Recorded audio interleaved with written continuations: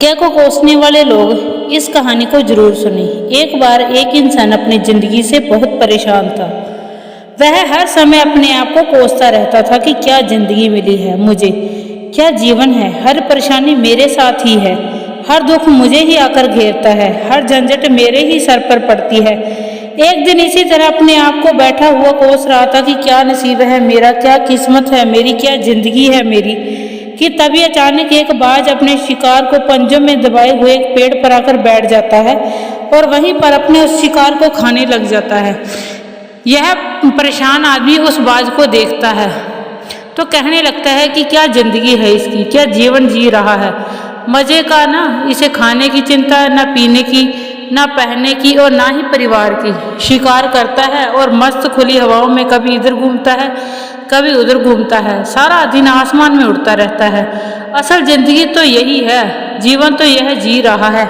और फिर यह आसमान की तरफ देखकर जोर जोर से चिल्लाता है कि काश मैं भी एक बाज होता तो मुझे भी कोई दुख ना होता, मुझे भी कोई परेशानी ना होती, काश मैं भी एक बाज होता। जब वह 2 से 3 बार जोर जोर से चिल्लाता है कि काश मैं भी एक बाज होता तो मुझे भी कोई दुख ना होता, मुझे भी कोई परेशानी ना होती, तो अचानक आसमान में बिजली कड़कने लग जाती है और आसमान से आवाज आती है कि हे इंसान, क्या यह हमने सच सुना है कि तू हमारी दी हुई जिंदगी से परेशान है और तू एक बाज बनना चाहता है। तो इस आकाशवाणी को सुनकर यह इंसान हैरान रह जाता है और आसमान की तरफ देखकर कहता है कि हाँ, मैं सच में अपनी जिंदगी से बहुत परेशान हूँ, क्योंकि हर परेशानी मेरे साथ ही होती है, हर दुख मुझे ही है, हर तकलीफ मेरे ही साथ है। तो आसमान से फिर आवाज आती है कि हे इंसान, एक बार फिर सोच लो, हमने तुझे बड़ी प्यारी जिंदगी दी है, लेकिन अगर फिर भी तू चाहता है कि तुझे हम बाज बना दें तो हम तुझे बाज बना देंगे, लेकिन अगर एक बार तुमने बाज बना दिया ना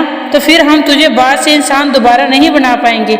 तो वह आदमी तुरंत जवाब देता है कि नहीं, मैंने अच्छी तरह से सोच लिया है कि मुझे बाज ही बनाना, और एक बार बाज बनने के बाद मैं दोबारा कभी नहीं कहूँगा कि मुझे इंसान बनाना। तभी ऊपर से आवाज आती है कि जैसे तुम्हारी इच्छा, और वह इंसान बाज बन जाता है।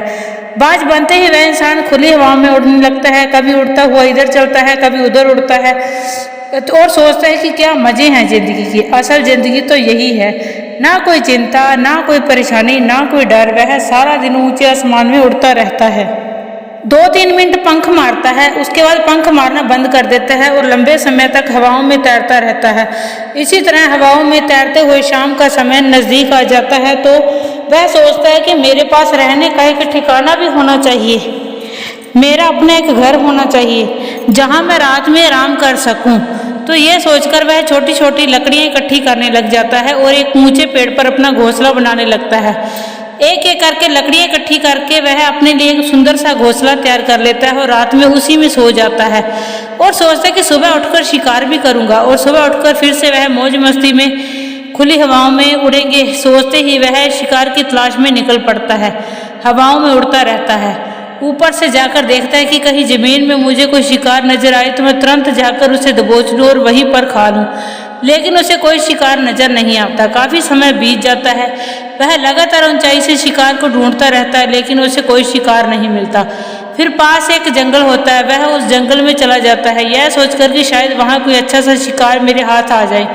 जंगल के ऊपर उड़कर शिकार को ढूंढता रहता है, जंगल के अंदर जाकर भी शिकार को ढूंढता है लेकिन वहाँ भी उसे कोई शिकार नहीं मिलता। शाम का समय नजदीक आ जाता है तो वह मायूस होकर वापस अपने घोंसले की तरफ लौट रहा होता है कि रास्ते पर थक कर एक पेड़ के ऊपर बैठ जाता है। जब वह उस पेड़ के ऊपर बैठा होता है तो उसकी नजर एक बीमार चिड़िया पर पड़ती है जो कि बहुत ही बुरी अवस्था में होती है। तुरंत जाकर वह उसे दबोच लेता है, उसे खा जाता है। उस चिड़िया को खाने के बाद वह अपने घोंसले की तरफ उड़ जाता है और रास्ते में सोचता है कि चलो बीमार चिड़िया ही सही, लेकिन कुछ तो खाने को मिला। वह अपने घोंसले पर पहुंचकर आराम करने लगता है और सोचता है सुबह एक अच्छा सा शिकार पकड़कर और अपनी भूख मिटा लूंगा। जैसे ही सुबह का प्रकाश होता है वह निकल पड़ता है अपने शिकार की तलाश में। हवा में उड़ता रहता है लेकिन आज फिर उसे कोई शिकार उसके हाथ नहीं आता। काफी समय बीत जाता है और वह ऊंचाइयों पर जाकर अपनी तेज नजरों से शिकार को ढूंढने की पूरी कोशिश करता है लेकिन इसे कोई भी शिकार नजर नहीं आता। फिर यह पास के उस जंगल की तरफ चला जाता है लेकिन इसे वहां भी कोई शिकार नहीं मिलता। इसी प्रकार पूरे दिन उड़ते उड़ते शाम का समय नजदीक आ जाता है और वह निराश होकर वापस लौटने लगता है और रास्ते में एक पेड़ पर आकर बैठ जाता है। सोचता है शायद आज फिर कोई बीमार चिड़िया मेरा इंतजार कर रही हो, लेकिन हर बार किस्मत मेहरबान थोड़ी होती है।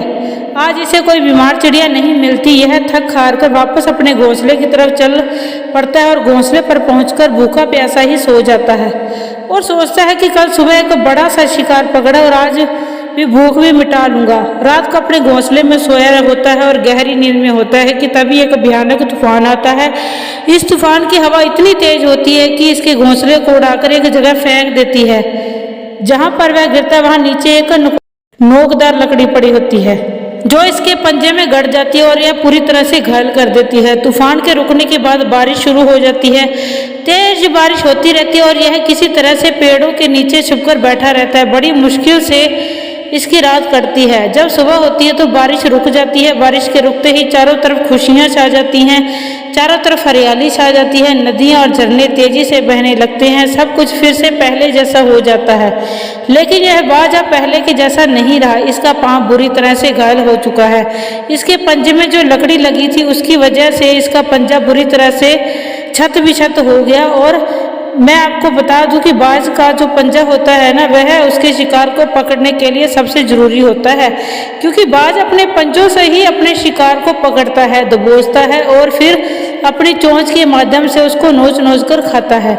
लेकिन अब इस बाज का पंजा बुरी तरह से घायल हो चुका था और वह पिछले 2 दिनों से भूखा भी था। यह शिकार की खोज में थोड़ा सा उड़ता है, फिर शायद कहीं कोई बीमार चिड़िया इसे मिल जाए, लेकिन कहाँ, बार बार कोई बीमार चिड़िया मिलने वाली थोड़ी थी।